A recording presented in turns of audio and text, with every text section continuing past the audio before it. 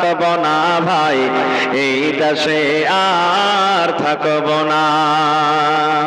বেধর্মেদের মতো আমি এই জীবনকে রাখব না, এই দেশে আর থাকব না ভাই, এই দেশে আর থাকব না। এ দেশের প্রথা খারাপ, এ দেশের চলাচল, এ দেশের প্রথা খারাপ, এ দেশের চলাচল।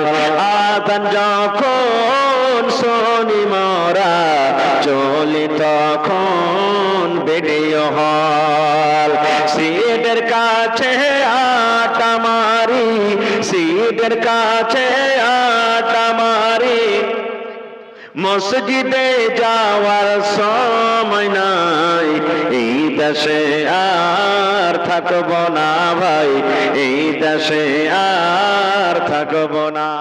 ভাই বন্ধুগণ, আমার ভালোবাসা বিবি, এই আমি তোমার জন্য গিলাসে পানি নিয়ে আসলাম। আমার বিবি শুনে নাও, তোমার জন্য বাজার থেকে আমি মিষ্টি নিয়ে এলাম, তোমার জন্য বাজার থেকে আমি লিট্টি নিয়ে এলাম, তোমার জন্য বাজার থেকে আমি রসগোল্লা নিয়ে এলাম। বিবি রে, তুমি এই রসগোল্লা তুমি পান করে নাও, এই রসগোল্লা খেয়ে নাও, পানি পান করে নাও।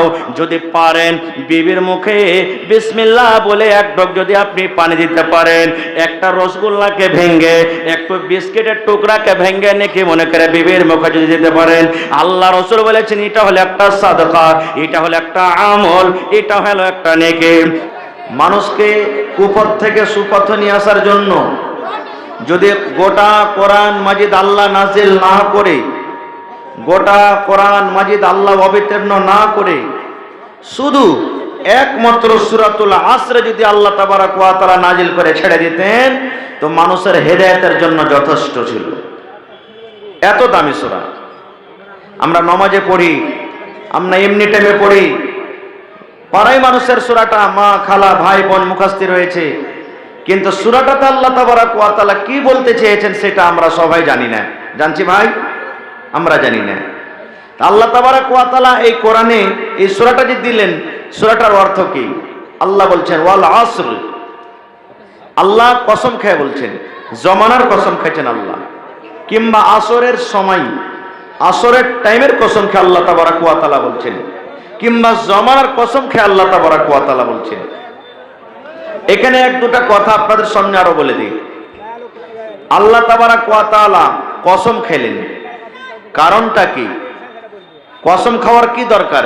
জি মায়েরা খালারা, আগে মনে হয় জায়গা ফাঁকা আছে, আপনারা একটু সাইডে সাইডে বসেন, মহিলা পেন্ডাল মনে হয় ভরে গেছে, জায়গা হয় না।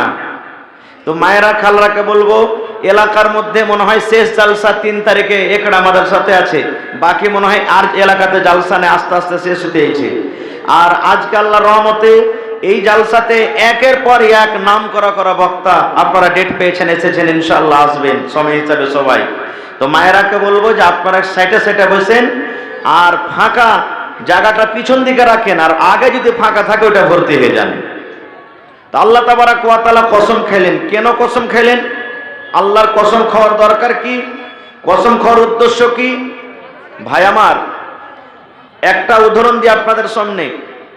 যখন আমরা বিচারে পঞ্চায়েতিতে যখন আমরা বসি, মোড়ল সর্দার মুখিয়া সমিতি সরপঞ্চ মেম্বার গ্রামের যোগ্য যোগ্য মানুষ নিয়ে যখন বিচারে বসে, ধরেন ছেলে মেয়ের কোনো ঘটনা হয়ে গেল, চুরির কোনো ঘটনা হয়ে গেল, জেনা ব্যভিচার কোনো ঘটনা হয়ে গেল, এবারে ধরেন যে ছেলে মেয়ের ঘটনা হয়ে গেল, মেয়েটা বলছে যে এই ছেলেটা আমার সাথে জেনা করেছে, ছেলেটা বলছে না আমি জেনা করিনি, গাওয়া সাক্ষ্য কিছু নেই।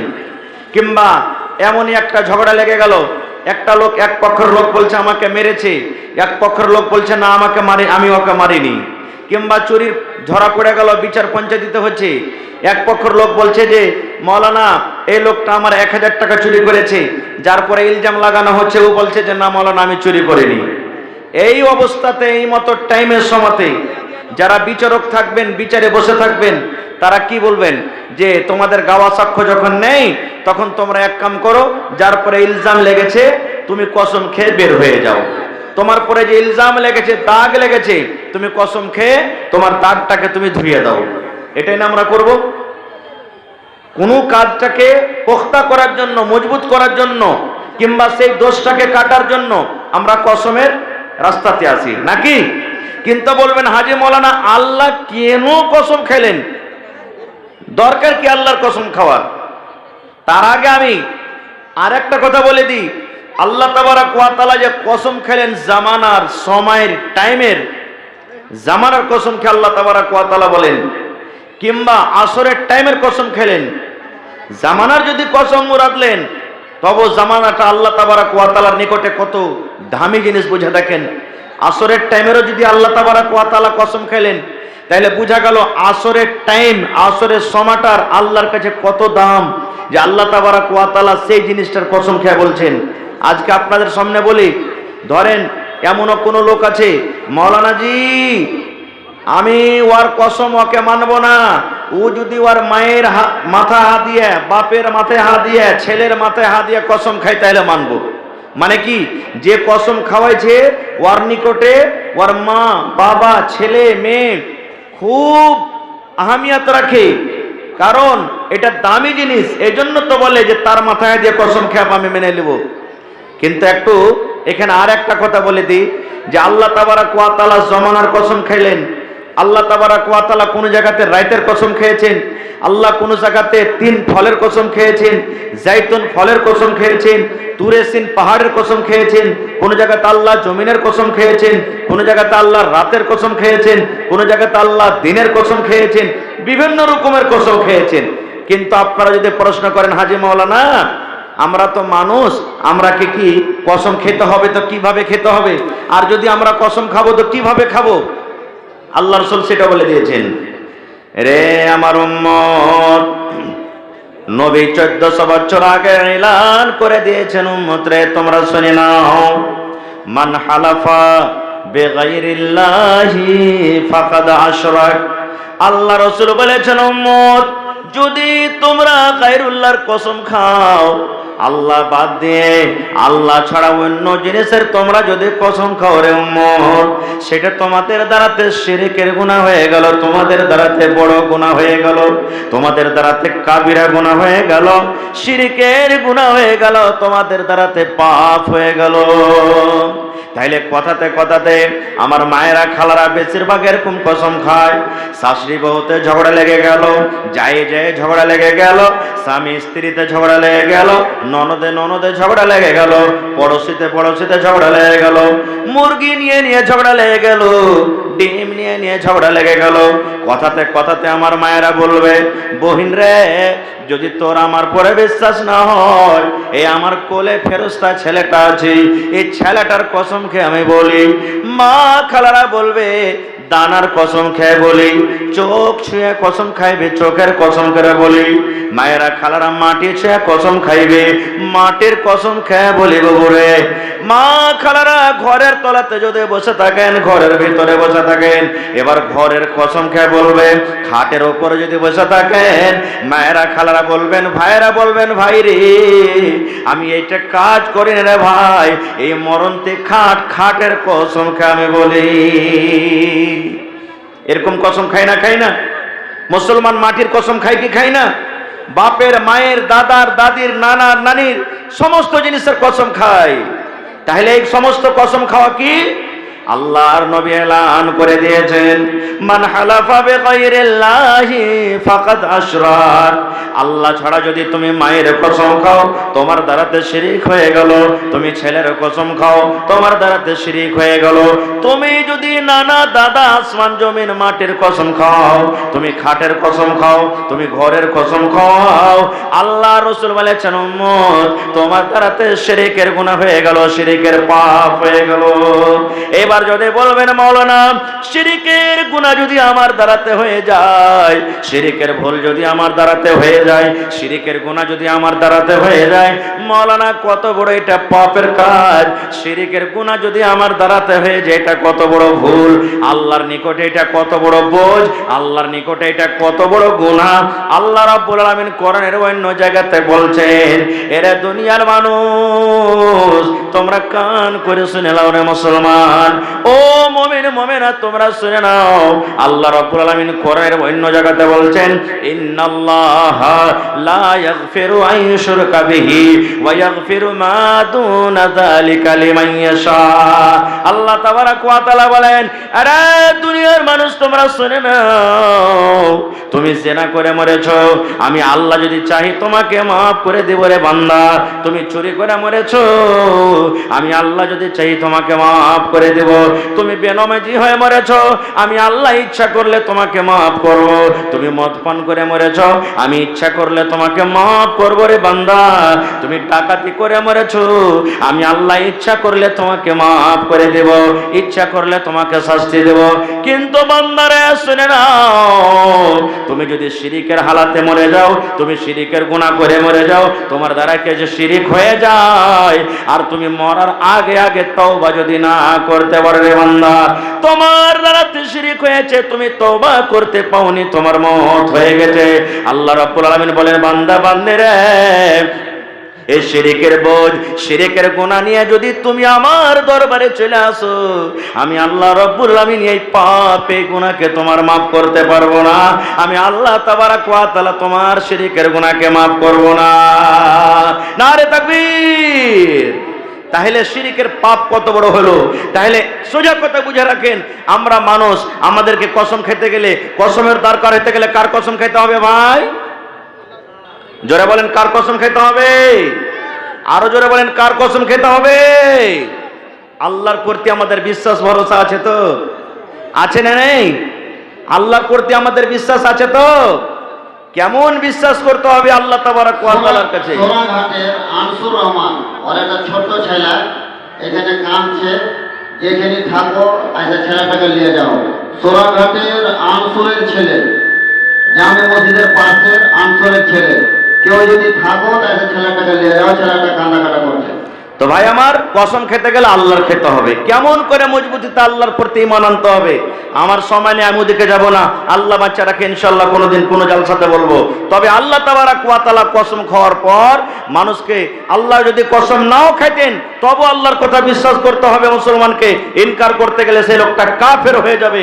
তবু আল্লাহ তাবারাক ওয়া তাআলা নিজে কসম খেয়ে বলছেন কি, রে দুনিয়ার মানুষ, এরে দুনিয়ার মানুষ তোমরা শুনে নাও, আল্লাহ ওয়াল আসরে, জমানার কসম, আল্লাহ আসরের নামাজের কসম, কিংবা আসরের টাইমের কসম খেয়ে আল্লাহ তাবারাক ওয়া তাআলা বলেন, ইন্নাল ইনসানা লাফি খুসর। জমিনের উপরে, আকাশের তলাতে যত ইনসান রয়েছে, সমস্ত ইনসান, সমস্ত মানুষ খাসারাতে রয়েছে, ঘটাতে রয়েছে, নোকসানে আছে। সমস্ত মানুষ খাসারাতে আছে, সমস্ত মানুষ ঘটাতে আছে, সমস্ত মানুষ নোকসানে আছে।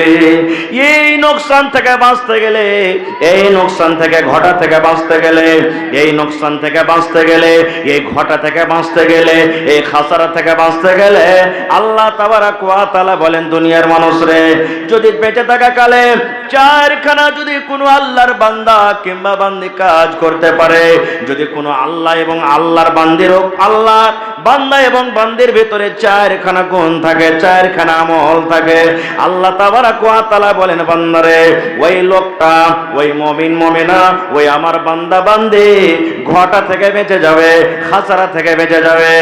ওই লোকটা ঘটা থেকে বেঁচে যাবে, নোকসান বেঁচে যাবে। এবার বলবেন, মাওলানা চারখানা কাম কি আমাদেরকে করতে হবে তাইলে আমরা জাহান্নামের আগুন থেকে বেঁচে যাব?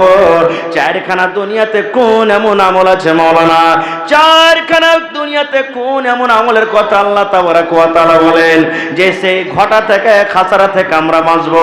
চারখানার মধ্যে আল্লাহ তাবারাক ওয়া তাআলা প্রথম নম্বরে যে কথাটার ব্যাপারে বলছেন, ইল্লাল্লাযীনা আমানু ওয়া আমিলুস সালিহাত। এরে দুনিয়ার মানুষ তোমরা শুনে নাও, চারখানা আমল যারা করবে, চারখানা গুণ, চারখানা সিফাত যার মধ্যে থাকবে, তারা ঘটা থেকে বেঁচে যাবে, খাসরা থেকে বেঁচে যাবে। কি কি চারখানার মধ্যে? প্রথম কথা আল্লাহ বলেন আমানু, যে আমার প্রতি ঈমান এনেছে, আমি এক আল্লাহ আমাকে বলে বিশ্বাস করেছে, আমি আল্লাহ এক আমাকে বলে বিশ্বাস করেছে, আমি আল্লাহ রুজির মালিক আমার প্রতি ঈমান রেখেছে, আমি মত হায়াতের মালিক আমার প্রতি ঈমান রেখেছে, আমি জান্নাত জাহান্নামের মালিক আমার প্রতি ঈমান রেখেছে, আমার কোনো মা নাই, আমার কোনো বাবা নাই, আমার কোনো ছেলে নাই, আমার কোনো মেয়ে নাই, আমার কোনো দাদা দাদি নাই, আমার কোনো বেবি বাচ্চা নাই। আল্লাহ তাবারাক ওয়া তাআলা বলেন দুনিয়ার মানুষ রে, এরকম মতন বিশ্বাস, এরকম ঈমান যার আমার প্রতি রয়েছে, সেই লোকটা খাসারা থেকে বেঁচে যাবে, সেই লোকটা গুনাহ থেকে বেঁচে যাবে, সেই লোকটা ঘাটা থেকে নোকসান থেকে বেঁচে যাবে।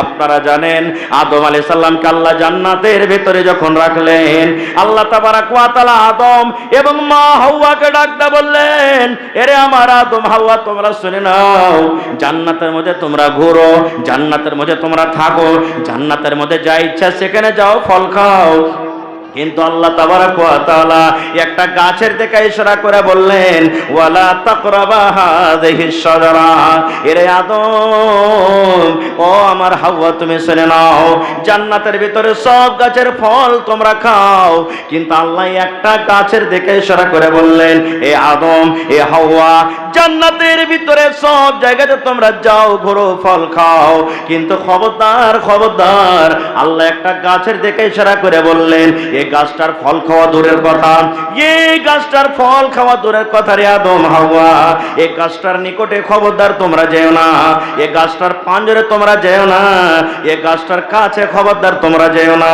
কিন্তু মুসলমান শয়তানের কথা শুনে, ইবলিসের কথা শুনে আদম আলাইহিস সালাম এবং মা হাওয়া আলাইহিস সালাম গাছের ফল যেমন খেয়ে নিলেন, জান্নাতের লেবাস খুলে খুলে পড়ে গেল, এবারে তারা দাঁড়াতে ভুল হয়ে গেল, তাদের দাঁড়াতে গুনাহ হয়ে গেল, আল্লাহর দরবারে দুহাত তুলে দোয়া করতে লাগলেন রব্বানা যালামনা আনফুসানা ওয়া ইল্লাম তাগফির লানা ওয়া তারহামনা লানাকুনান্না মিনাল খাসিরিন।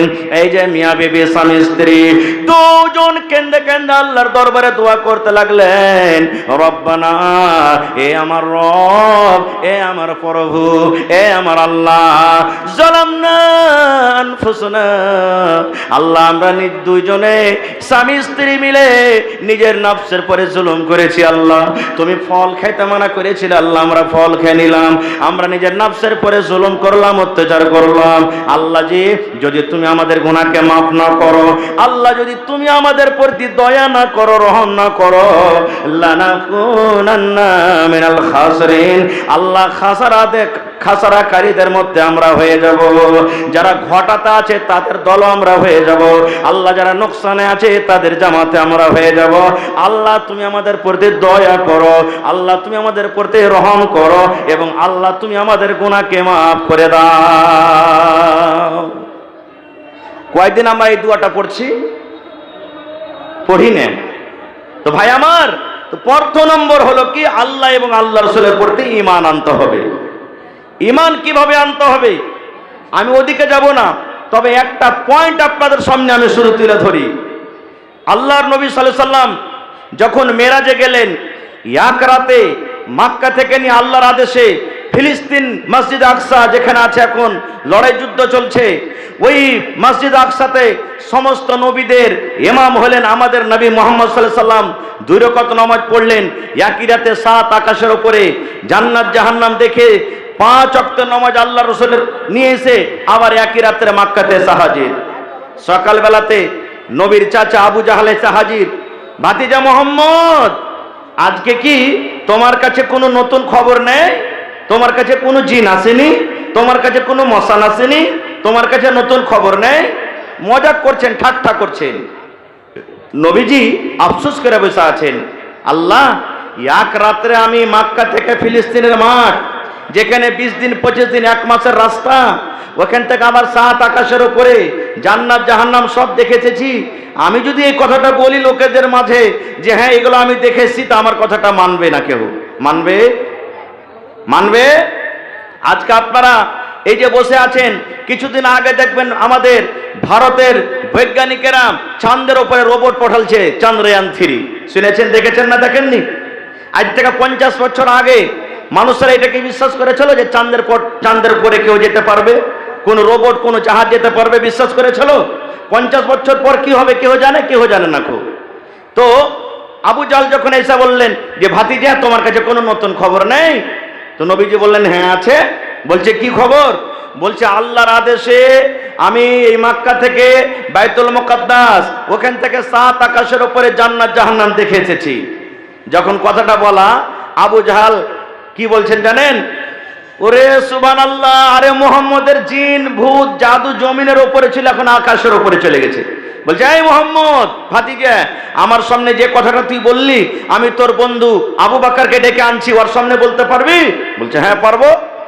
আবু জাহল কিন্তু তাক ধরে আছে যে আজকে আবু বকর তো এর কথা জীবনে মানবে না। আর এতদিন মেনে এলো, এরকম কথা আবু বকর জীবনে কোনোদিন বিশ্বাস করবে না।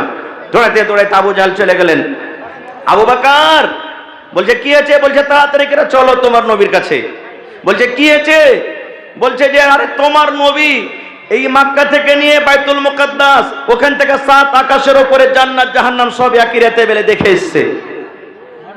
আবু বকর বলছেন আবু জাহল রে, তুই যদি বলছিস তো তোর কথা বলবো না, কিন্তু আমার নবী যদি বলেন তো আমি সে কথাটাকে মানবো, চল। চলে গেলেন। এবারে আবু বকর বলছেন, আবু বকর রাদিয়াল্লাহু তাআলা আনহু, নবীজি আবু জাহল এরকম কথা বলছে, আপনি নাকি এক রাতে এই মক্কা থেকে নিয়ে বাইতুল মুকাদ্দাস, ওখান থেকে 7 আকাশের উপরে জান্নাত জাহান্নাম সব দেখে এসেছে? নবীজি বললেন হ্যাঁ আবু বকর দেখেছি। ওরে সুবহানাল্লাহ, যেমন কথাটা বলা, হযরত আবু বকর রাদিয়াল্লাহু তাআলা আনহু বললেন ইয়া রাসূলুল্লাহ, হে আল্লাহর নবী গো, আমি আবু বকর আপনার বন্ধু, আপনার দোস্ত, আপনার প্রতি ঈমান এনেছি। আপনি বলেছেন আল্লাহ এক, জীবনে আল্লাহকে কোনোদিন দেখিনি, কিন্তু এক আল্লাহর প্রতি ঈমান এনেছি। আপনি বলেছেন জিবরিল ফেরেশতা আমার কাছে আছে, জিবরিল ফেরেশতাকে জীবনে কোনোদিন দেখিনি, কিন্তু আর প্রতি ঈমান এনেছি। নবী গো আপনি বলেছেন জান্নাত জাহান্নাম আছে, জান্নাত জাহান্নাম 2 চোখে দেখিনি, ওর প্রতি ঈমান এনেছি। আল্লাহ রাসূল গো, আজকে যদি আপনি বলেন মক্কা থেকে আমি ফিলিস্তিন, আর ওখান থেকে 7 আকাশের উপরে জান্নাত জাহান্নাম সব একে রাত্রে দেখে এসেছি। হযরত আবু বকর বললেন ইয়া রাসূলুল্লাহ, আমি আবু বকর মেনে গেলাম, মেনে গেলাম, মেনে গেলাম, মেনে গেলাম। আপনার মতো লোক কোনোদিন মিথ্যা বলতে পারে না, আপনার মতো কোনোদিন লোক ঝুঠা বলতে পারে না, আপনার মতো লোক বেঈমান হইতে পারে না। আপনি আল্লাহর আদেশে আখিরাতে সব কিছু দেখে এসেছেন। আমি আবু বকর ঈমান আনলাম, আপনাকে মেনে নিলাম, আপনার তাসদীক করলাম। যখন কথাটা বলা, এই আমার মায়েরা খালারা বলে শুনেন, আল্লাহ রাসূল বলছেন ও আবু বকর শুনে নাও, আজ থেকে শুধু তোমাকে আবু বকর বলে ডাকবে না রে, আজ থেকে শুধু তোমাকে লোকেরা আবু বকর বলবে না। আবু বকর তুমি আমার কথার প্রতি ঈমান এনেছো, আমার কথাটাকে তুমি বিশ্বাস করলে। আবু বকর আজ থেকে যখন লোকেরা তোমাকে ডাকবে, তোমার নামের সাথে আমি টাইটেল দিয়ে দিলাম, তোমাকে সিদ্দিক বলে ডাকবে, মানে আবু বকর সিদ্দিক বলে তোমাকে ডাকবে। নারে তাকবীর। এরকম ঈমান আনতে হবে। ঈমান না আনতে গেলে আল্লাহ তাবারাক ওয়া তাআলা কোনো আমল কবুল করবেন না। তো প্রথম নম্বর হলো কি? ঈমান। কেমন ঈমান? যেমন হযরত আবু বকর রাদিয়াল্লাহু তাআলা ঈমান এনেছেন। 2 নম্বরে ওয়া আমিলুস সালিহাত। একবার খুব শর্টে কথা বলবো ভাই, নেক আমল করতে হবে। নেক আমল বলতে কি? শুধু নামাজ পড়াটা নেক আমল নয়, রোজা রাখাটা নেক আমল নয়, দান করাটা নেক আমল নয়, তেলাওয়াত করাটা নেক আমল নয়, হজ করাটা শুধু নেক আমল নয়। ওয়া আমিলুস সালিহাত, ওই কামগুলাকে, ওই আমলগুলাকে নেক বলা হয়। জীবনে আপনি এমন কোনো কাজ করলেন যে কাজটাতে আল্লাহ তাবারাক ওয়া তাআলা আপনার খুশি হয়ে গেল, যে আমলটাতে আল্লাহ তাবারাক ওয়া তাআলা রাজি হয়ে গেল, এরকম আমলকে সালিহ আমল বলা হয়েছে, এরকম আমলকে নেক আমল বলা হয়েছে। এর আগে আমি কোন জালসাতে বলেছিলাম, এ ভাই মুসলমান, আল্লাহ রাসূল বলেছেন, আরে দুনিয়ার মানুষ একটা ফাহিশা, একটা বেশ্যা নারী যে জেনা ব্যভিচার করত, জেনা ব্যভিচার করত, জেনে ব্যভিচার করতে করতে আল্লাহ রাব্বুল আলামিন তার দিলে ডর দিলে ভয় দিলেন।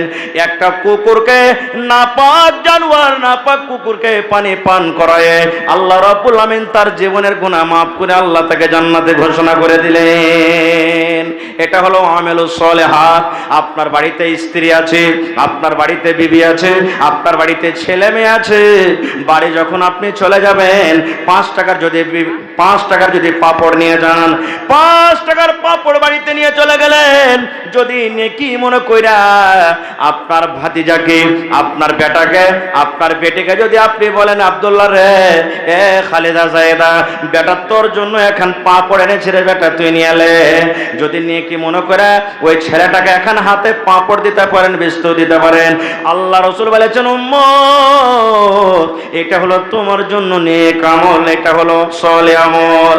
আপনার বাড়িতে কিছু নাই, বিবি বাড়িতে বসে আছে, নেকি মনে কইরা কলের গোড়াতে আপনি চলে গেলেন, 1 গ্লাস পানি দাবলেন, 1 গ্লাস পানি দাবা পর বিবিকে যদি নেকি মনে করে আসে, যদি আপনি বলেন এরে আব্দুল্লাহর মা, এ খালিদার মা, জায়েদার মা, হাবিবার মা, ও আমার ভালোবাসা বিবি, এই আমি তোমার জন্য গিলাসে পানি নিয়ে আসলাম, এ আমার বিবি শুনে নাও, তোমার জন্য বাজার থেকে আমি মিষ্টি নিয়ে এলাম, তোমার জন্য বাজার থেকে আমি লিট্টি নিয়ে এলাম, তোমার জন্য বাজার থেকে আমি রসগোল্লা নিয়ে এলাম, বিবি রে তুমি এই রসগোল্লা তুমি পান করে নাও, এই রসগোল্লা খেয়ে নাও, পানি পান করে নাও। যদি পারেন বিবির মুখে বিসমিল্লাহ বলে 1 ঢোক যদি আপনি পানি দিতে পারেন, একটা রসগোল্লাকে ভেঙ্গে, একটু বিস্কিটের টুকরাকে ভেঙ্গে নেকি মনে করে বিবির মুখে যদি দিতে পারেন, আল্লাহ রাসূল বলেছেন এটা হলো একটা সাদকা, এটা হলো একটা আমল, এটা হলো একটা নেকি। শুধু তা নয়, আল্লাহ রাসূল বলেছেন উম্মত রে তুমি বিবির সাথে যে হামবিস্তারি করো, বিবির সাথে তুমি মিলন করো, বিবির সাথে তুমি সহবাস করো, এটা হলো একটা নেক আমল, এটা হলো একটা নেকির কাম, এটা হলো একটা সলে আমল। একজন সাহাবে প্রশ্ন করে দিলেন, ইয়া রাসূলুল্লাহ, আল্লাহ নবী গো কেমন কথা আপনি বলছেন গো দয়ার নবী, বিবির সাথে মিলামিশা কেমন করে সাদকা হলো, বিবির সাথে মিলামিশাটা নেকি কেমন করে হলো? আল্লাহ রাসূল এটা কিন্তু আমরা বুঝতে পারলাম না। আল্লাহ রাসূল বললেন সাহাবীরে এই জন্য নেকি হলো রে বাবা, আজকে যে তুমি তোমার স্ত্রীর সাথে তুমি মিলন করলে, তোমার স্ত্রীর সাথে তুমি সহবাস করলে, এই কাজটা যদি একটা পর বেটি ছেলের সাথে তুমি করতে, এই কাজটা যদি একটা অন্য মেয়ে ছেলের সাথে করতে, বলো তোমার জন্য গুনাহ হইতো না হইতো না, বলো তোমার জন্য পাপ হইতো না হইতো না, বলো তোমার খাতাতে গুনাহ লেখা হইতো না হইতো না? সাহাবায়ে কেরাম বললেন জি নবীজি, আমরা যদি নিজের স্ত্রীর সাথে এই কাজটা না করে অন্য কোনো মেয়ে ছেলের সাথে করতাম, আমাদের দ্বারাতে জেনা হয়তো, জেনাকারীদের খাতাতে আমাদের নাম লেখা হয়তো। আল্লাহ রাসূল বলেন সাহাবীরে এই মতো তোমরা জেনার গুনাহ থেকে তোমরা পাক বেঁচে গেলে, তোমরা ওই কাজটা নিজের স্ত্রীর সাথে করেছো, যে স্ত্রীটা তোমার জন্য হালাল আছে, যে স্ত্রীটা তোমার জন্য জায়েজ আছে, ওই জায়েজ স্ত্রীর সাথে তুমি কাজটা করলে, তবে আল্লাহ তাবারক ওয়া তাআলা সে কাজটার বদলে তোমাকে নেকি দান করবেন কি করবেন না? তাহলে এই কাজটা তো নেকি আছে, এটা হলো কি নেক আমল। আর একটু আগে চলে 1-2টা নেক আমল আর আপনাদের সামনে বলে দিই। আল্লাহ রাসূল বলেছেন উম্মত এই যে আল্লাহ তাবারক ওয়া তাআলা কোরআনের মধ্যে একটা সূরা দান করেছেন, সূরা ইখলাস, জানেন না? সূরা ইখলাস মুখস্থি আছে না নাই? আছে মুখস্থি? হানা বলেন একটু জোর করে। আছে। কুল হুয়াল্লাহু আহাদ আল্লাহুস সামাদ লাম ইয়ালিদ ওয়া লাম ইউলাদ ওয়া লাম ইয়াকুল লাহু কুফুয়ান আহাদ। কয়েকটা ফজিলত আছে, মাত্র একটা হাদিস পড়ে আল্লাহ রাসূল বলেছেন উম্মত যদি কোনো আল্লাহর বান্দা, যদি কোনো আল্লাহর বান্দে, যদি কোনো আমার মা, যদি আমার খালা, যদি কোনো ভাই দাদা নানো 24 ঘন্টার ভিতরে সূরা ইখলাসকে 10 বার করে পড়তে পারেন। কতবার? জোরে বলেন কতবার? 10 বার করে যদি 24 ঘন্টার মধ্যে পড়িতে পারেন, 5 ওয়াক্ত নামাজের পর যে কোনো টাইমে পড়িতে পারেন। জালসা শুনে বাড়ি যাবেন, হাঁটতে আছেন পড়িতে আছেন, আপনি ঘাস কাটতে চলে গেলেন আপনি পড়িতে আছেন, আপনি বাড়িতে আপনি কাম কাজ করছেন পড়িতে আছেন, মায়েরা খালারা বাড়িতে ভাত রান্না করে পড়িতে আছে, মায়েরা খালারা বাড়িতে ঝাড়ু দিতে আছে পড়িতে আছে, যে কোনো পার্ট টাইম আপনি পড়িতে পারেন যদি 10 বার। আল্লাহ রাসূল বলেছেন উম্মত রে, এই 10 বার ইখলাস সূরা পড়ার কারণে আল্লাহ রাব্বুল আলামিন তোমার এই আমলটার কারণে আল্লাহ জান্নাতের ভিতরে একটা ঘর বানিয়ে দিবেন। এত বড় আমল, এটা হলো কি আমিলুস সলিহাত নেক আমল। আর একটু আগে চলেন, আজকে জালসাটা কিসের ভাই? জোরে বলেন, আরো জোরে বলেন। দুনিয়াতে আল্লাহর ঘরটা কত পেয়ারা ঘর, মসজিদটা কত ভালোবাসা ঘর। আল্লাহ রাসূল বলেছেন উম্মত, যখন তুমি মসজিদের ভিতরে ঢুকবে, মসজিদে যখন তুমি দাখিল হবে, তোমার ডান পা খানা মসজিদের ভিতরে তুমি আগে রাখো, আর ডান পান খানা রাখার পর আল্লাহ রাসূল বলেছেন উম্মত রে, তোমাকে একটা দোয়া পড়তে হবে। কি দোয়াটা? আল্লাহুম্মা আফতাহলি আবওয়াবা রাহমাতিক। এই দোয়াটার মানে হলো, আয় আল্লাহ তুমি আমার জন্য রহমতের দুয়ার আল্লাহ খুলে দাও। আল্লাহ তুমি রহমতের দুয়ার খুলে দাও। আল্লাহ তুমি আমার জন্য রহমতের দরজাকে আল্লাহ খুলে দাও। তাহলে বলেন, মসজিদটা রহমত না জহমতের ঘর? কিসের ঘর? রহমতের ঘর। আল্লাহ তুমি আমার জন্য রহমতের ঘর খুলে দাও। এবার এর বিপরীত উল্টা, জমিনের ওপরে সব থেকে আল্লাহ তাবারক ওয়া তাআলার নিকটে কোন জায়গাটা খারাপ বলেন তো? জোরে বলেন, আরো জোরে বলেন। বাজার। এটা কার হাদিস? রাসূলের হাদিস, রাসূলের কথা, যে পৃথিবীতে সব থেকে উত্তম জায়গা হলো মসজিদ, আর সব থেকে নোংরা খারাপ জায়গা হলো কি? বাজার। কিন্তু মুসলমান রে, এই বাজারের মধ্যে একটা ফজিলত লুকিয়ে আছে, একটা ফজিলত ঢেকে আছে, একটা আমল ঢেকে আছে, নেক আমল ঢেকে আছে। যদি আপনি সেই আমলটা করতে পারেন, কত বড় আপনি নেকির হকদার হয়ে গেলেন। একটু হাদিস শুনেন। আল্লাহ রাসূল বলেছেন উম্মত, জমিনের উপরে সব থেকে নোংরা জায়গা হলো বাজার, জমিনের উপরে সব থেকে খারাপ জায়গা হলো বাজার। কিন্তু উম্মত রে শুনে নাও, যখন তুমি বাজার ঢুকবে, তরকারি কিনতে যাবে, মাছ কিনতে যাবে, কুটুম বাড়িতে এসেছে নাস্তা কিনতে যাবে, তুমি বাজারে চা খেতে যাবে, চকে তুমি দোকান খুলতে যাবে রে উম্মত। এই আমার উম্মতের দল, তোমরা শুনে নাও, যখন তুমি বাজারে তুমি ঢুকবে, বাজারে ঢোকার সময়তে যদি একটা দোয়া পড়িতে পারো রে উম্মত, যেমন তুমি মসজিদে ঢুকো দোয়া আছে, বিবির কাছে তুমি যাবে দোয়া আছে, যেমন তুমি পেশাব পায়খানাতে যাবে তোমার জন্য দোয়া আছে, সওয়ারিতে চাপবে এই দোয়া আছে। আল্লাহ রাসূল বলেছেন উম্মত, বাজারে যখন তুমি ঢুকবে, চক যখন তুমি যাবে, তরকারি কিনতে যাও, লবণ কিনতে যাও, তুমি অন্য অন্য আর কিছু কাপড় ধরে কিনতে যাও, উম্মতরে যখন তুমি বাজারে ঢুকবে, বাজারে ঢোকার সময়তে একটা দোয়া আছে রে উম্মত, এই দোয়াটা যদি তুমি পড়ে নাও, আল্লাহ রাসূল বলেছেন 4খানা ফজিলত তার মধ্যে লুকিয়ে আছে। 1 নম্বর ফজিলত, তোমার জীবনের যত সাগিরা গুনাহ আছে, ছোট ছোট গুনাহ আছে, আল্লাহ রাব্বুল আমিন সেই দোয়াটা পড়ার কারণে জীবনের 10 লক্ষ গুনাহকে আল্লাহ তোমার মাফ করে দিবেন, এবং আল্লাহ তাবারক ওয়া তাআলা 10 লক্ষ নেকি আল্লাহ তোমার খাতাতে রেখে দিবেন। শুধু তা নয়, আল্লাহ রাসূল 3 নম্বর ফজিলত বলেছেন উম্মত রে, তোমার 10 লক্ষ দরজাকে আল্লাহ, সিঁড়িকে আল্লাহ বুলন্দ করে দিবেন, উঁচা করে দিবেন। 4 নম্বরে বলেছেন, ওয়া ফি রাওয়ায়াতিন, অন্য রাওয়ায়াত আছে এই দোয়াটার ব্যাপারে, আল্লাহ রাসূল বলেছেন 4 নম্বর ফজিলত উম্মত, বাজারে ঢোকার সময় যদি এই দোয়াটা পড়তে পারো, আল্লাহ রাব্বুল আলামিন তোমার জন্য জান্নাতের ভিতরে এখন ঘর বানিয়ে দিবেন। তাহলে বাজারে ঢুকবেন, দোয়া আছে, দোয়াটা পড়তে গেলে কয়টা ফজিলত হলো? 4খানা। 1 নম্বর, জীবনের সাগিরা ছোট ছোট গুনাহগালা 10 লক্ষ গুনাহ মাফ হবে, 10 লক্ষ নেকি আপনার খাতাতে তোলা হবে, 10 লক্ষ তোর দরজা আল্লাহ আপনার উঁচা করে দিবেন, এবং 4 নম্বরে জান্নাতে আপনার জন্য আল্লাহ একটা ঘর বানিয়ে দিবেন। বলেন এত খারাপ জায়গাতে যাবেন, দোয়াটা যদি পড়েন তো এত নেকি, তাহলে দোয়াটা শেখার দরকার আছে না নেই? দোয়াটা শেখার দরকার আছে না নেই? এবার বলবেন মাওলানা দোয়াটাকে একটু বলে দেন। আল্লাহ রাসূল বলেছেন উম্মত, লা ইলাহা ইল্লাল্লাহু ওয়াহদাহু লা শারীকা লা, লাহুল মুলকু ওয়া লাহুল হামদু ইউহয়ী ওয়া ইউমীত ওয়া হুয়া হাইয়্যুন লা ইয়ামুতু বিয়াদিহিল খায়র ওয়া হুয়া আলা কুল্লি শাইইন কাদির। এটা বাজারে ঢোকার দোয়া, এটা বাজারে সন্ধ্যার দোয়া, এটা চক যাওয়ার দোয়া, চকে ঢোকার দোয়া। লা ইলাহা ইল্লাল্লাহু ওয়াহদাহু লা শারীকা লা, লাহুল মুলকু ওয়া লাহুল হামদু ইউহয়ী ওয়া ইউমীত ওয়া হুয়া হাইয়্যুন লা ইয়ামুতু বিয়াদিহিল খায়র ওয়া হুয়া আলা কুল্লি শাইইন কাদির। এই দোয়াটা পড়বেন তো আপনার এতখানি ফজিলত হবে।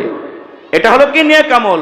আর একটা আগে চলে, ये कहना ये है कि जो भाई खाना खाने के ख्वाहिशमंद हैं, आध घंटा बाद दिलाम तो आप पेंडाल से 4 নম্বরে আর একটা হাদিস পড়ে দিই। আজকে মসজিদের জালসা না?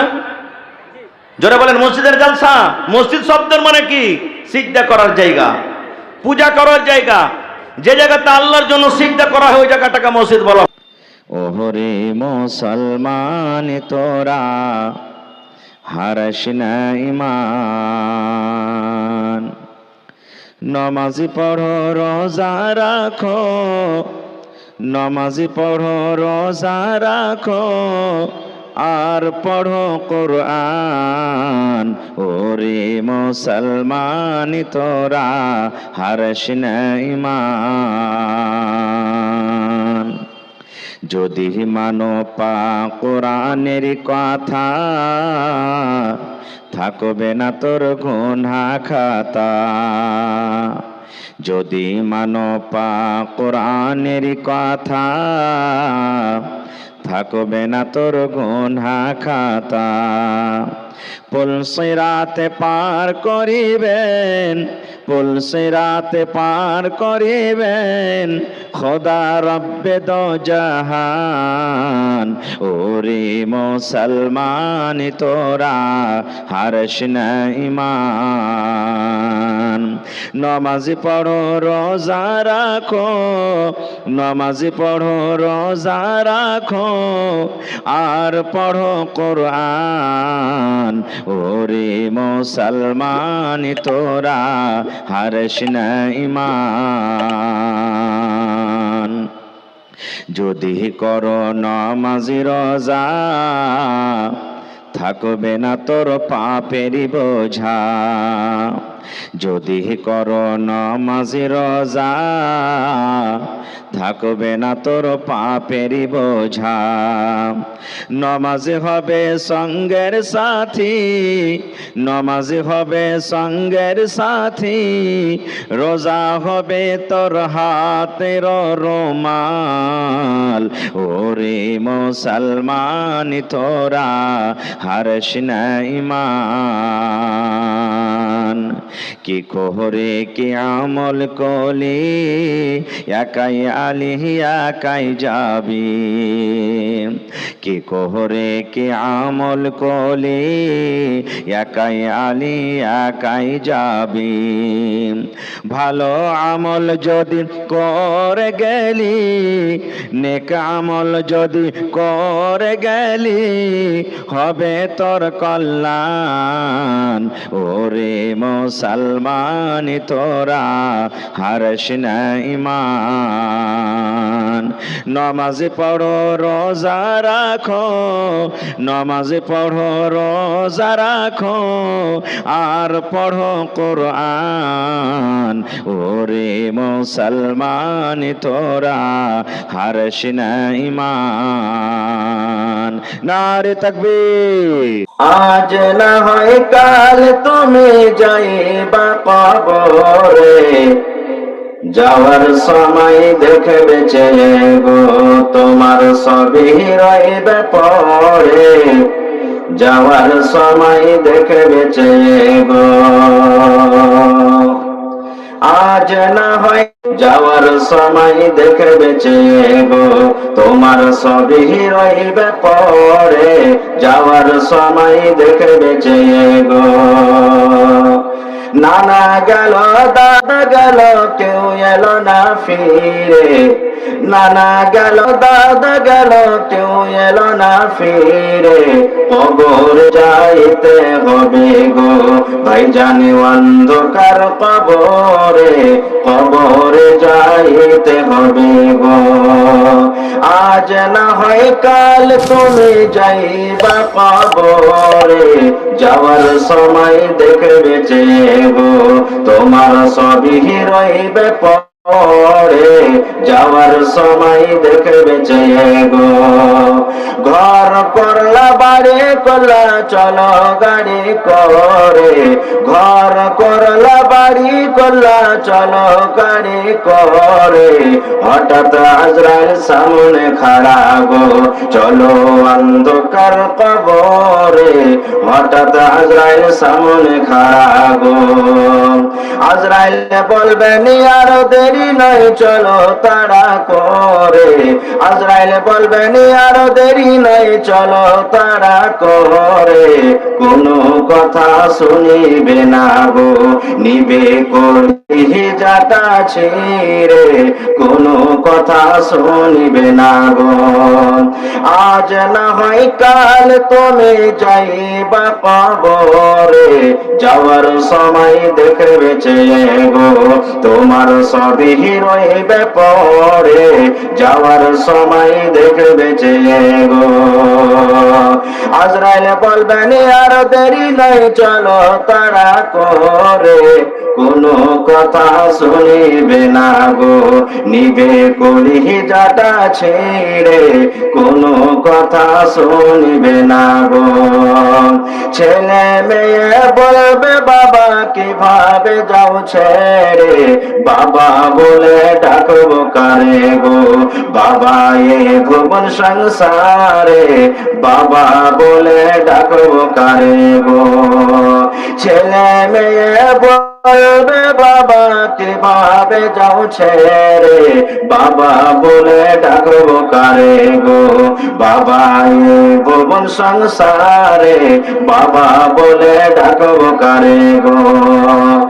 আজ না হয় কাল তুমি যাইবা কবরে, যাওয়ার সময় দেখে বেঁচে গো, তোমার সবই রইবে পরে, যাওয়ার সময় দেখে বেঁচে গো। নারে তাকবীর। আজকে জালসার যোগ্যতম শ্রদ্ধেয় সভাপতি সাহেব, উপস্থিত উলামায়ে কেরাম, সামনে বসে থাকা ইসলাম দরদি দিন দরদি ভাই ও বাবাজিরা, পর্দানশীল মায়েরা এবং খালারা, সমস্ত তারিফ ও গুণগান সেই মহান আল্লাহ তাবারাক ওয়া তাআলার জন্য, যে মহান আল্লাহ তাবারাক ওয়া তাআলা আজকে আমাদেরকে এই জহিবনা তাবলীগী জালসায় বাড়ি ঘর ছেড়ে, নরম বিছানা গরম বিছানাকে ছেড়ে এই পিন্ডালের নিচে একত্রিত হয়ে বসে কিছু বলার ও শোনার তৌফিক দিয়েছেন, তাই আমরা সে আল্লাহর প্রশংসা করি। সকলেই পড়েন আলহামদুলিল্লাহ, জোর করে পড়েন আলহামদুলিল্লাহ। তারপর আমাদের শেষ নবী হযরত মুহাম্মদুর রাসূলুল্লাহ পড়েন সাল্লাল্লাহু আলাইহি সাল্লামের উপর অগণন দরুদ শরীফ শান্তির দ্বারা বর্ষিত আমিন। আল্লাহুম্মা সাল্লি আলাইহি আল্লাহুম্মা বারিক আলাইহি। বন্ধুগণ, আজকে আমি আপনাদের সামনে কোরআন মাজিদের দু জায়গা থেকে দুটো আয়াত তেলাওয়াত করেছি এবং আল্লাহর নবী মুহাম্মদ সাল্লাল্লাহু আলাইহি ওয়াসাল্লামের একটি হাদিস পাঠ করেছি। সেই আয়াত এবং হাদিসকে সামনে রেখে আমি আমার বক্তব্য ইতি করব। আমা তাওফীকি ইল্লা বিল্লাহ। আল্লাহর কাছে দোয়া করি রব্বুল আলামিন আমি যা কিছু বলবো যেন সেই হাদিস এবং কোরআন থেকে বলতে পারি এবং তার প্রতি ছোট সকলে যেন আমরা আমল করতে পারি, তার জন্য আল্লাহ আমাদেরকে তৌফিক দেন। করুন আল্লাহুম্মা আমিন। ভাই, আমরা জালসা শুনতে এসেছি। জালসা কমিটি বহু টাকা খরচ করে এই জালসা লাগিয়েছেন, আর এই জালসার পিছনে কত চেষ্টা মেহনত করতে হয়েছে আপনারা জানছেন। তবে মোটামুটি আমার জানা মতন মনে হয় আসরের পর থেকে এই প্রোগ্রাম শুরু হয়েছে, আর আমার পর আরো একজন বক্তা আছেন, ওইটাই মনে হয় শেষ বক্তা। শেষ শুনে আপনারা বাড়ি চলে যাবেন। তবে শোনাটা বড় কথা নয়, শুনতে এসেছি, শোনার পর কিছু নিয়ে যাব, কিছু মানবো, আমল করব। যদি এই নিয়তে উদ্দেশ্য এসে থাকেন তাহলে কিন্তু নেকি পাবেন। আর যদি আপনি বলেন যাচ্ছি শুনবো, কার কেমন ওয়াজ নসিহত হয়েছে শুনবো, শোনার পর যেমন হবে তেমন দেখা যাবে, এই নিয়তে যদি এসে থাকেন তাহলে কিন্তু আপনার এই সময়টা ব্যর্থ হয়ে গেল, বেকার চলে গেল। কত ভাই তো এই নিয়তে এসেছেন, যাবো মেলা ঘোরা হবে, জিলাপি খাওয়া হবে, ঝালমুড়ি খাওয়া হবে, পাপড় খাওয়া হবে, ঘোরাফেরা করে চলে যাব। যে ভাই সারা জীবন তো আমরা বাজার ঘুরছি, ঘোরাফেরা করছি, কিন্তু আজকে যে শুনতে এসেছি ভাই আমার, আজকে আমি আপনাদের সামনে যে বিষয় নিয়ে আলোচনা করব সেটা হলো মুহাব্বত, ভালোবাসা। সেটা হলো কি? মুহাব্বত, ভালোবাসা। ভালোবাসার কয়েক প্রকার আছে। বাপ নিজের বেটাকে ভালোবাসে, বেটা নিজের বাপকে ভালোবাসে, আদর করে। স্বামী স্ত্রীর মহব্বত ভালোবাসা আছে, ছেলের মেয়ের ভালোবাসা আছে, মা বেটার ভালোবাসা আছে, ভাই ভাইয়ের ভালোবাসা আছে। এরকম ধরনের কয়েক প্রকার ভালোবাসা আছে। কিন্তু আমি আজকে এমনই একটা লোকের কথা বলবো, বা এমনই একজন আল্লাহ তাবারক ওয়া তাআলা আমাদের জন্য যে পাঠাচ্ছিলেন তার কথা বলবো, যে যাকে ভালোবাসতে গেলে আল্লাহ তাবারক ওয়া তাআলা আমাদেরকে জান্নাত দান করবেন ইনশাআল্লাহ। সেই লোকটাকে বলতে পারবেন আপনারা? যে মুহাম্মদ সাল্লাল্লাহু আলাইহি ওয়াসাল্লাম। মুহাম্মদ সাল্লাল্লাহু আলাইহি ওয়াসাল্লাম আমাদের আখরি নবী, আমাদের শেষ নবীর নাম কি? আমার সাথে একটু কথা বলবেন, আর খেনি টেনে যদি মুখে থাকে তো একটু আপনারা পার তলাতে ফেলে দেন, কিন্তু কথা বলবেন। আমাদের শেষ নবী, আখরি নবীর নাম কি? মুহাম্মদ সাল্লাল্লাহু আলাইহি সাল্লাম। এটাকে মনে রাখবেন ভাই, মুসলমানকে এটা জানা দরকার, মানে ফরজ। আল্লাহ রাসূল সাল্লাল্লাহু আলাইহি ওয়াসাল্লাম বলেছেন, যখন একটা লোক মারা যায়, কবরে যখন তাকে লোকজনে রেখে আসেন, তাকে তিনটে প্রশ্ন করা হয়। তার মধ্যে একটা প্রশ্ন হবে মান নাবিয়ুকা, তোমার নবীর নাম কি? কোন নবীর তুমি উম্মত? যদি নেককার, ইমানদার, সালেহ যদি হয় তাহলে বলবেন যে আমার নবীর নাম হলো মুহাম্মদ সাল্লাল্লাহু আলাইহি সাল্লাম, আমি মুহাম্মদ সাল্লাল্লাহু আলাইহি সাল্লামের উম্মত। আর যদি বলতে না পারি তাহলে কিন্তু তখন থেকে উল্টা পাল্টা কবরে ম্যাচ শুরু হয়ে যাবে। তো ভাই আমার, সেই নবীকে যদি আমরা ভালোবাসতে পারি তাহলে আমাদের কি লাভ আছে, এবং যদি আমরা ভালো না বাসি তাহলে কি ক্ষতি আছে, এই দুই পয়েন্টে আপনাদের সামনে কথা বলবো। আল্লাহ তাবারক ওয়া তাআলা কোরআনে বলছেন, ওয়া মা আতাকুমুর রাসূল, পৃথিবীর মানুষ, রাসূল যা তোমাকে দিবে ফাখুযুহু, সেটা নিয়ে নাও। ওয়া মা নাহাকুম আনহু ফান্তাহু, এবং আমার রাসূল, আমার নবী মুহাম্মদ সাল্লাল্লাহু আলাইহি সাল্লাম যে কাজ থেকে তোমাদেরকে নিষেধ করবেন, ফান্তাহু, তোমরা রুকে যাও। সোজা তরজমা, কোনো ভেজাল কথা নয়। আল্লাহ বলছেন পৃথিবীর মানুষ, আমার নবী যা দিবেন তোমরা নিয়ে নাও, আর যেই কাজ থেকে তোমাদেরকে নিষেধ করবেন, ফান্তাহু, রুকে যাও। দ্বিতীয় আয়াত আমি তেলাওয়াত করেছি, আল্লাহ তাবারক ওয়া তাআলা বলেন, নবীকে বলছেন, কুল, হে নবী আপনি বলে দেন আপনার উম্মতকে, ইন কুনতুম তুহিব্বুন আল্লাহ। আল্লাহ তাবারক ওয়া তাআলা নবীকে শিখিয়ে দিচ্ছেন, নবীজি, হে আমার হাবিব, আপনি আপনার উম্মতকে বলে দেন, যদি তোমরা আল্লাহ তাবারক ওয়া তাআলার সাথে দোস্তি করতে চাও, আল্লাহর সাথে বন্ধুতালি করতে চাও, আল্লাহ তাবারক ওয়া তাআলার সাথে মুহাব্বত করতে চাও, তো নবীজি আপনি বলে দেন, ফাত্তাবিউনি, তোমরা আমার অনুসরণ করো। মানে নবীকে বলছেন আল্লাহ যে আপনি বলেন আপনার উম্মতকে যে যদি আল্লাহর সাথে তোমরা ভালোবাসা মুহাব্বত করতে চাও, ফাত্তাবিউনি, তোমরা আমার ইত্তেবা করো, আমার অনুসরণ করো। আমি যে কাজের আদেশ করছি সেটাকে করো, মানো, আর যেটা আমি নিষেধ করেছি তোমরা সেই কাজ থেকে বিরত থাকো, দূরে থাকো। তাহলে আল্লাহ তাবারক ওয়া তাআলা বলছেন আমি দুটা কাজ করব। যদি আমার হাবিব, আমার নবীর পৃথিবীর মানুষ তোমরা অনুসরণ করতে পারো, ইত্তেবা করতে পারো, আমি আল্লাহ ওই লোকগুলোর জন্য দুটা কাজ করব। প্রথম কাজ কি করব? ইউহিব্বুকুমুল্লাহ, আমি আল্লাহ ওই লোকগুলোকে ভালোবাসবো। আমি ওই লোকগুলোর সাথে দোস্তি করব, বন্ধুতালি লাগাবো। এবং দ্বিতীয় কাজ আমি করব কি ভাই, আমি আল্লাহ তাবারক ওয়া তাআলা ওই লোকগুলোর জীবনের গুনাহ খাতাকে মাফ করে দেব। সুবহানাল্লাহ। কেন? আল্লাহু গফুরুর রহিম। আল্লাহ তাবারক ওয়া তাআলা মানুষের গুনাহকে মাফ করনে ওয়ালা, রহম করনে ওয়ালা। তাহলে এই দুটো আয়াত থেকে আমরা বুঝতে পারলাম কি, যে আল্লাহ তাবারক ওয়া তাআলা যতক্ষণ পর্যন্ত আমাদেরকে ভালোবাসবেন না, আল্লাহ তাবারক ওয়া তাআলা যতক্ষণ পর্যন্ত আমাদেরকে জান্নাতে দিবেন না, যতক্ষণ পর্যন্ত আমরা নবীর অনুসরণ না করব, নবীর ইত্তেবা না করব, নবীর কথা মতো না চলবো, ততক্ষণ আল্লাহ তাবারক ওয়া তাআলা আমাদেরকে ভালোবাসবেন না। এবার হাদিসে শুনেন, আল্লাহ রাসূল নিজে বলেছেন, কুল্লু উম্মতি ইয়াদখুলুনাল জান্নাহ। আল্লাহ রাসূল বলেছেন, এরে আমার উম্মত, জমিনের উপরে আকাশের তলাতে যত আমার উম্মত রয়েছে সব জান্নাতে যাবে। সহিহ হাদিস। নবী কি বলেছেন? কুল্লু উম্মতি ইয়াদখুলুনাল জান্নাহ। জমিনের উপরে আকাশের তলাতে যত উম্মত রয়েছে সব জান্নাতে যাবে, সব জান্নাতে যাবে যত আমার উম্মত রয়েছেন। তাহলে এই হাদিসটার টুকরা থেকে আমরা কি বুঝতে পারলাম?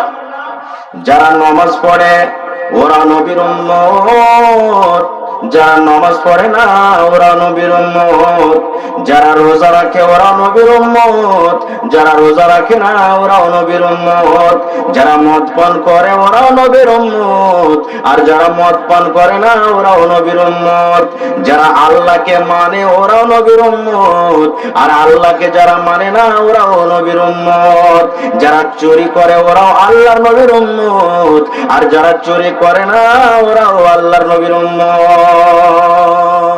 তাহলে সব কোটে কি জান্নাতে চলে যাবে? সব কোটে লোক জান্নাতে চলে যাবেন? যদি এরকমই হয় তাহলে মনটা কত খুশি আছে। যাই, যারা নামাজ রোজা করে না, মদখোর, মদ পান করে বেড়ায়, ওরা তো মনে মনে খুব ভাবা চিন্তা করেছে, ওদের কলিজাটা 2 কেজি হয়ে গেছে মনে হয়। এত কষ্ট করে জালসা শোনা, নামাজ পড়ার দরটা কি? আল্লাহ রাসূল তো বলে দিয়েছেন আমার সব উম্মত জান্নাতে চলে যাবে। এ ভাই মুসলমান, আর একটু আগে চলেন, কে জান্নাতে যাবে? আল্লাহ রাসূল সাল্লাল্লাহু আলাইহি ওয়াসাল্লাম প্রথমে বলে দিলেন, কুল্লু উম্মতি ইয়াদখুলুনাল জান্নাহ। জমিনের উপরে আকাশের তলাতে যত আমার উম্মত রয়েছে সব জান্নাতে যাবে, ইল্লা মান আবা। কিন্তু নবী বলে দিলেন, যারা আবা ওরা জান্নাতে যাবে না রে, জান্নাতে যাবে না। যারা আবা ওরা জান্নাতে যাবে না। আবা ছাড়া যত আমার উম্মত রয়েছে সব জান্নাতে চলে যাবে। শুধু আবা যারা ওরা জান্নাতে যাবে না, আবা ছাড়া জান্নাতে চলে যাবেন। আপনারা মনে মনে হয়তো চিন্তা ভাবনা করছেন, আবা কাকে বলে? আবা কাকে বলা হয়? কোন লোকেরাকে আবা বলা হয়? আরে মুসলমান, আল্লাহ রাসূল যখন এই হাদিস বয়ান করলেন, সাহাবীদের মধ্যে একজন সাহাবী দাঁড় হয়ে গেলেন। তারপর রাসূলকে প্রশ্ন করলেন, আল্লাহ নবী গো, আবা কাকে বলে? আপনি বললেন আমার সমস্ত উম্মত জান্নাতে যাবে, কিন্তু যারা আবা ওরা জান্নাতে যাবে না। তাহলে আবা কাকে বলে নবী গো একটু দয়া করে বলে দেন। আবা কোন প্রকারের মানুষেরাকে বলা হয়? আবা কাকে বলে একটু বলে দেন। আল্লাহ রাসূল সাল্লাল্লাহু আলাইহি ওয়াসাল্লাম বললেন, এই আমার যুবক নওজওয়ানেরা শুনেন, আল্লাহ রাসূল বলে দিলেন, মান আতানি দাখালাল জান্নাহ ওয়া মান আসানি ফাকাদ আবা।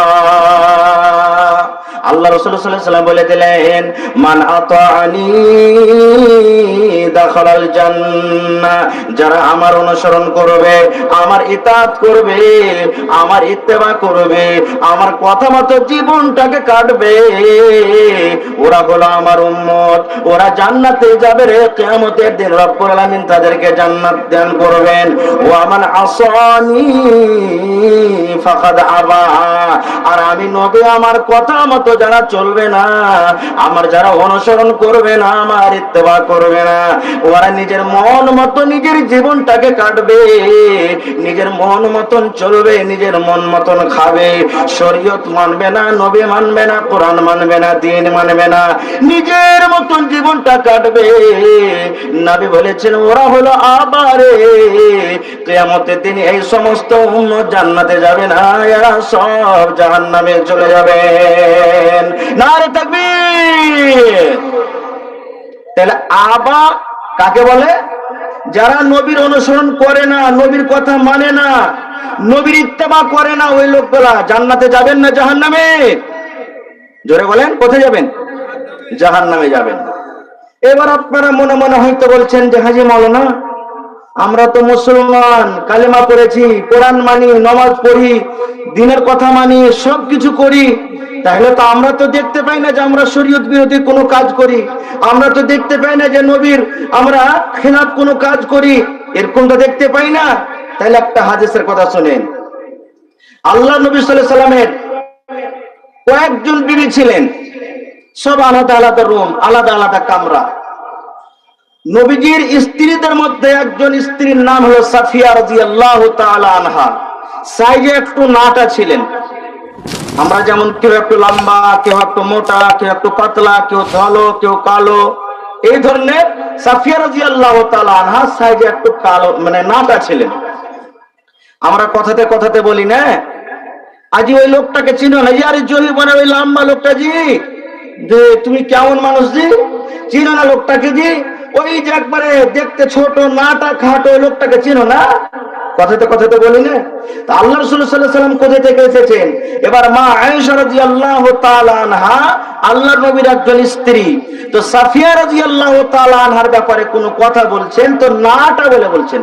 নবীজি আর জানে ওই যে আপনার স্ত্রী সাফিয়া আছে, দেখতে নাটি, দেখতে ছোট খাটো, এই ধরনের নাটি বলে কথা বলছেন।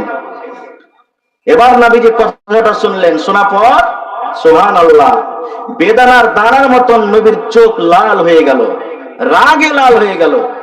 এবার নবীজি আয়েশাকে বলছেন, আয়েশা তুমি একটা লোককে নাটা বলেছো, একটা লোককে পাঁঠা বলেছো। আয়েশা তুমি শুনে রাখো, যারা নাটা ওরাও আল্লাহর তৈরি, যারা পাঁঠা ওরাও আল্লাহর তৈরি, যারা মোটা ওরাও আল্লাহর তৈরি, যারা পাতলা ওরাও আল্লাহর তৈরি, যারা কালো ওরাও আল্লাহর তৈরি, যারা সাদা ওরাও আল্লাহর তৈরি। আয়েশা তুমি একটা লোককে পাঁঠা এবং নাটা কথা বলে দিয়েছো। এই কথাটা এমন খারাপ, এই কথাটা এমন নোংরা। এই নাটা এবং পাঁঠা কথাটাকে ধরে যদি একটা সমুদ্রে ছেড়ে দেওয়া হয়, একটা যদি পুকুরে নদীতে ছেড়ে দেওয়া হয়, আয়েশা তুমি জেনে রাখো এই নাটা এবং বাটা কতটা এমন নম্র, এমন নম্র, এত দুর্গন্ধ করে। এই কথাটা ধরে যদি সমুদ্রে ছেড়ে দেওয়া হয়, গোটা সমুদ্রের পানি দুর্গন্ধ হয়ে যাবে, গোটা সমুদ্রের পানির রং বদলে যাবে, দুর্গন্ধ হয়ে যাবে। দুর্গন্ধর কারণে সেই নদীর পুকুরের পানি পান করা যাবে না। সুবহানাল্লাহ।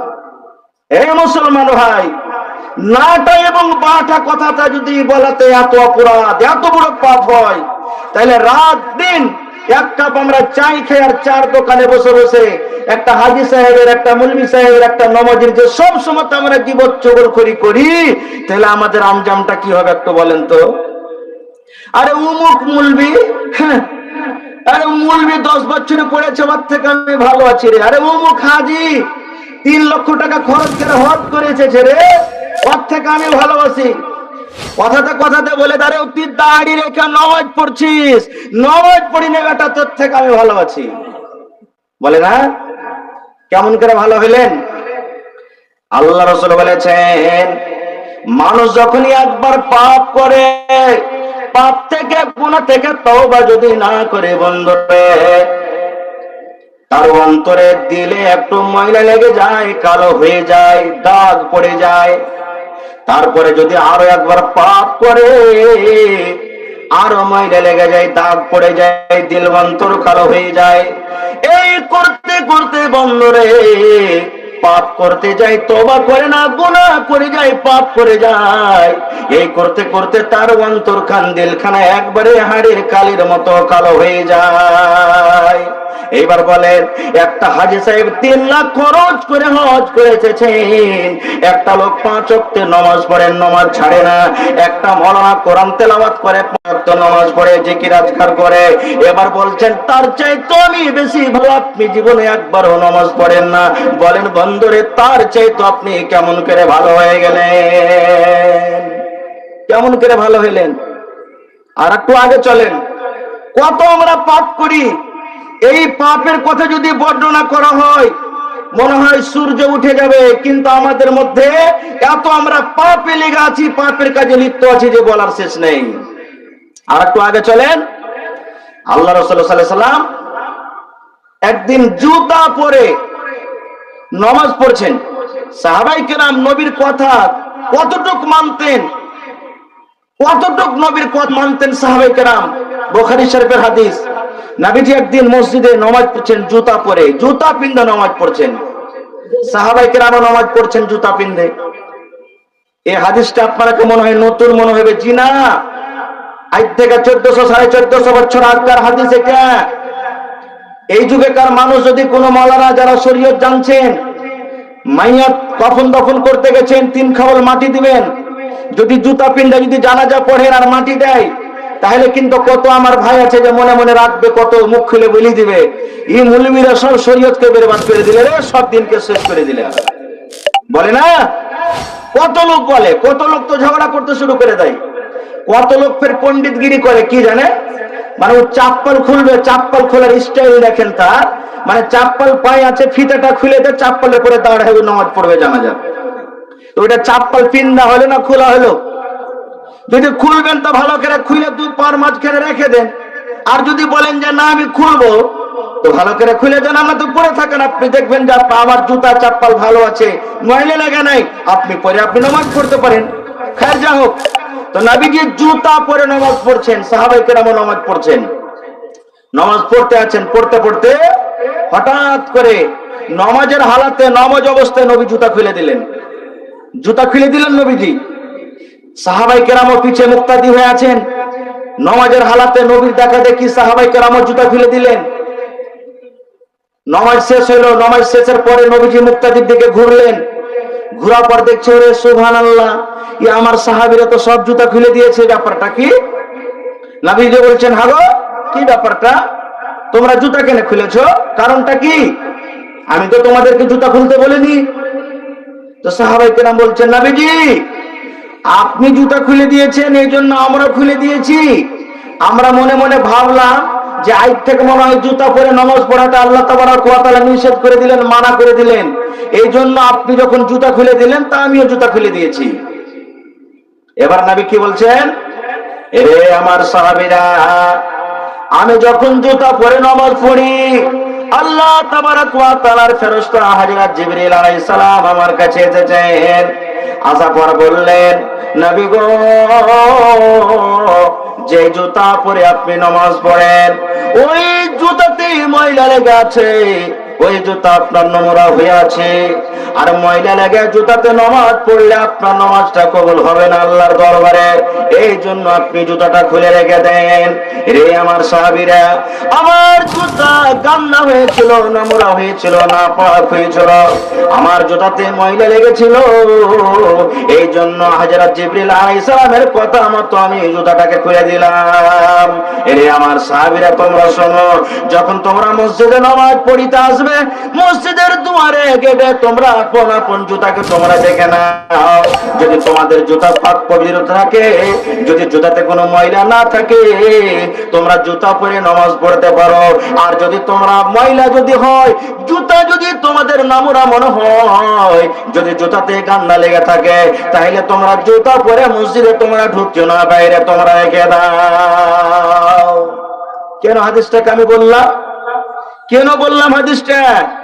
এই জন্য বললাম যে সাহাবাই কেরাম নবীজির কতটুকু ইত্তেবা করতেন, অনুসরণ করতেন, যে নবীজি বলেননি যে জুতা খুলে দাও, শুধু নবীকে কাজটা করতে দেখলেন, সাথে সাথে সাহাবাই কেরাম শুরু করে দিলেন। আর আমরা কি করছি? এই এলাকাতে বছরে কম করে না হয়তো 40 থেকে 50টা তাবলীগি জালসা হয়েছে বা এমনি জালসা হয়েছে। প্রত্যেক জুমাতে আমরা খুতবা শুনি। কেন আমরা আমাদের মধ্যে পরিবর্তন আনতে পারি না? কেন নিজকে আমরা বদলাইতে পারি না? কারণটা কি? কেমন আমরা মুসলমান? হে ভাই মুসলমান, শুধু সাহাবাই কেরাম নয়, বুখারী শরীফের আর একটা হাদিস শুনলেন। ইমাম সাহেব জুমার দিনে যেই জিনিসটার উপরে দাঁড় হয়ে খুতবা দেন তাকে আমরা কি বলি? জোরে বলেন। মিম্বার। মিম্বারে কয়টা ধাপি থাকে, সিঁড়ি থাকে? 3টা। আল্লাহ নবী সাল্লাল্লাহু আলাইহি সাল্লাম প্রথম খুতবা দিতেন খাজুরের একটা গাছে, খাজুরের একটা জড়, খাজুরের গাছের একটা গোড়াতে দাঁড় হয়ে খুতবা দিতেন। কিছুদিন পর একজন মহিলা এসে আল্লাহ রাসূলকে বলছেন, নবীজি আপনি যদি আদেশ করেন তো আপনার জন্য একটা খুব সুন্দর মিম্বার তৈরি করে দেব। আমার একটা ফার্নিচার মিস্ত্রি আছে, মিস্ত্রিকে বলে আপনার জন্য একটা মিম্বার তৈরি করে দিব। আপনি জুমার দিনে বা এরকমই দরকার মতন ওই মিম্বারের উপরে দাঁড় হয়ে খুতবা দিবেন, আর এই পুরাতন মিম্বারটাকে আপনি হটিয়ে দেন। রাসূল এই যোগ দিয়ে দিলেন, ঠিক আছে নিয়ে এসো। মিম্বার হাজির করা হলো। এরে মুসলমান, জুমার দিনে নবীজি খুতবা শুরু করে দিয়েছেন ওই পুরাতন মিম্বারে। ওই পুরাতন মিম্বার যেটাতে নবীজি দাঁড় হয়ে খুতবা দিতেন রে বন্ধু, ওই মিম্বারটাকে দূরে সরিয়ে দিয়েছেন। নতুন মিম্বারের উপরে দাঁড় হয়ে নবী খুতবা শুরু করেছেন। সুবহানাল্লাহ। কে যেন মসজিদের মধ্যে রে বাচ্চার মতো কাঁদছে, বাচ্চার মতো মসজিদের ভিতর থেকে আওয়াজ আসছে। আল্লাহ নবী সাল্লাল্লাহু আলাইহি সাল্লাম বললেন, ও আমার সাহাবীরা, কে তোমরা এমন আছো গো? তোমরা কে কাঁদছো? আমি নবী তোমাদের কান্না সহ্য করতে পারি না। কে তোমরা আছো? তোমাদের কান্নার আওয়াজ আছে। সাহাবায়ে কেরাম এক অপরকে দেখে, নবীজি আমাদের মধ্যে তো কেউ কান্দে না, কেউ কান্দে না, মসজিদের ভিতরে কোন রকমের আমরা আওয়াজ পাই না। এই দেখতে দেখতে সাহাবায়ে কেরাম বলছেন যে কিছুক্ষণ পর ওই কান্দার আওয়াজ মসজিদের ভিতরে আমরাও শুনতে লাগলাম। কে কাঁদছে মসজিদের ভিতরে? কান্নার আওয়াজ পাওয়া যায় কিন্তু লোকটাকে দেখা যায় না কে কান্দে। আহারে দয়ার নবী জানতে পারলেন কে কান্দে, কে কান্দে, কে কান্দে। ওরে মুসলমান, ওই পুরাতন মিম্বার, যে মিম্বারের উপরে নবী আগে দাঁড় হয়ে খুতবা দিতেন, ওই পুরাতন মিম্বারের ভিতর থেকে বাচ্চার কান্নার মতো আওয়াজ আসছে। ওই পুরাতন মিম্বার হেঁচকে তুলে তুলে তুলে কান্দে। দয়ার নবী নেমে গেলেন। নেমে যাওয়ার পর ওই পুরাতন মিম্বারের কাছে গিয়ে নবীজি এরকম ভাবে হাত ফিরেছেন, মিম্বারটাতে হাত ফিরেছেন। চুপ চুপ চুপ, আর তুমি কেঁদো না, চুপে যাও, তুমি চুপে যাও, কেঁদো না। রে মুসলমান, আমি আপনি জানি, আপনি যখন গোমানি বাজার যাবেন, বারারভা বাজার যাবেন, আপনি গাড়ি নিয়ে বের হয়েছেন, সাইকেল নিয়ে বের হয়েছেন, আপনার 5 বছর 7 বছরকার যদি বাচ্চা থাকে বাড়িতে, আপনাকে বলবে আব্বা আপনি কোথায় যাচ্ছেন? না তো বাবা রে বাজার যাচ্ছি। ছেলেটা বলবে আব্বা আমিও যাব। আপনি বলবেন না রে বাবা তুই যাইস না, তোকে নিয়ে যাব না। বাচ্চা যদি বাজারে সাথে নিয়ে না যান বন্ধুরে, বাচ্চাটা কাঁদতে লাগবে। আপনি যদি তাকে বাড়িতে রেখে চলে যান, 8 ঘন্টা 1 ঘন্টা পর যখন বাজার থেকে আসবেন, দেখবেন দুয়ারে দাঁড় হয়ে, গলিতে দাঁড় হয়ে হয়ে বাচ্চাটা এখনো কান্দিতে আছে। আপনাকে মায়া লেগে যাবে, আপনাকে দয়া লেগে যাবে। আপনি তখন কি করবেন? ওই সোনামুখী বাচ্চাটাকে, কলিজার টুকরোটাকে আপনি এরকম ভাবে বুকে জড়িয়ে বলবেন, বাবারে চুপ চুপ, আবার যখন আমি বাজার যাব তখন তোকে সাথে নিয়ে যাব। ওই টাইমে আমরা কি দেখবো বন্ধুরে? যত বাচ্চাকে আপনি চুপতে বলবেন, অন্তর ফেটে ফেটে বাচ্চাটা আরো হেঁচকি তুলে তুলে কাঁদবে। কান্দে না? কান্দে না? ঠিক নবীজি ওই পুরাতন মিম্বারকে বলছেন, মিম্বারে চুপ চুপ, কেন তুই কাঁদছিস? কি তোর হয়েছে? কি তোর দুঃখ হয়েছে? কি তকলিফ হয়েছে? কেন তুই কান্দিস? রে মুসলমান, ওই পুরাতন মিম্বারের মুখ ফিটে গেল। এবার ওই পুরাতন মিম্বার বলছেন, আল্লাহর নবী গো, এই জন্য আমি কান্দি গো নবীজি। এতদিন আপনি আমার উপরে দাঁড় হয়ে হয়ে আপনি খুতবা দিলেন, আপনার কথাগুলো আমি পাঞ্জর থেকে শুনতে পাচ্ছিলাম গো নবীজি। এখন আপনি পুরাতন বলে দূরে আমাকে রেখে দিয়েছেন, আপনি তো আর দাঁড় হয়ে আমার পরে খুতবা দিবেন না, আপনার কথাগুলো তো আমি আর কাছে হয়ে শুনতে পাবো না গো নবীজি। এই জন্য আমার অন্তরটা ফেটে গেছে, আমি সহ্য না করতে পেরে আমি কাঁদতে লাগলাম। আরে মুসলমান, কেন আমি হাদিসটা বললাম? একটা গাছের একটা পুরাতন মিম্বার, যার জন্য জান্নাত নাই, যার জন্য জাহান্নাম নাই, যার কিয়ামতের দিন হিসাব কিতাব হবে না, সেই নবীর জন্য, সেই নবীর কথা শোনার জন্য যদি এরকম ভাবে কান্নে পাগল হয়ে থাকে, রে মুসলমান, আপনি মানুষ আমিও মানুষ, আমার জন্য জান্নাত আছে, আপনার জন্য জাহান্নাম আছে, আমার জন্য কিয়ামতের দিন হিসাব হবে, আপনারও কিয়ামতের দিন হিসাব হবে। বলেন সেই আখির নবীর উম্মত আমরা, সেই নবীর কথা শোনার পর আমরা কতটুক তার প্রতি মানছি আর তার ইত্তেবা করছি, ফয়সালা করে কতটুকু আমরা মানছি? মানি না তো, আমরা পা দিয়ে কুচলে চলে যাচ্ছি। হায় রে আল্লাহ, আপনারা বলবেন হ্যাঁ এটা বিশ্বাস লাগে না, খো গাছ লোকড়ি কখন কথা কইতে পারে? জি, হাদিসের কথা কোনো গল্প কেসা কাহিনী বলিনি। এর আগে আপনারা শুনেছেন, জানছেন, পড়েছেন, হযরত ইব্রাহিম আলাইহিস সালামকে আগুনে ফেলা হয়েছিল না হয়নি? জোরে বলেন, হয়েছিল। এবার আল্লাহ তাবারাক ওয়া তাআলা কি বলছেন আগুনকে ডাইরেক্ট, ইয়া নারু কুনি বারাদাও ওয়া সালামান আলা ইব্রাহিম। আগুন, তোকে আমি তৈরি করেছি রে, তুই আমার হলে একটা মাখলুক, তোর কাম হলো মানুষকে জ্বালিয়ে দেওয়া, লোকরিকে জ্বালিয়ে দেওয়া, সবকিছুকে জ্বালিয়ে দেওয়া রে।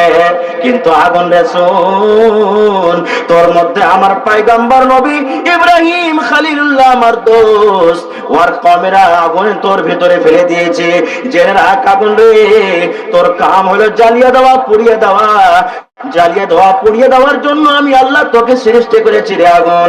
কিন্তু শোন শোন শোন, আমি আল্লাহ তোকে আদেশ করে আগুন রে আমার ইব্রাহিমের একটা পশম রুয়া পর্যন্ত না জ্বলে। জ্বলেছিল? জ্বলেনি। তাই করে বলছেন, কত যত্ন বানায়াছ আল্লাহ আমার নবীকে, নবী আমার ইব্রাহিম ছিলেন, নমরুদ বাদশাহ আগুনে ফেলে, আগুন হইল ফুল বাগান, বেঁচে গেল নবীর প্রাণ, আগুন হইল ফুল বাগান, বেঁচে গেল নবীর প্রাণ, একটি পশম জ্বলল না, কত যত্ন বানায়াছ আল্লাহ আমার নবীকে, এত সুন্দর নবী, এতই প্যারা নবী, এত সুন্দর নবী, এতই প্যারা নবী, সর্বের সেরা আমার নবী, তাহার জোড়া নাই, কত যত্ন বানায়াছ আল্লাহ।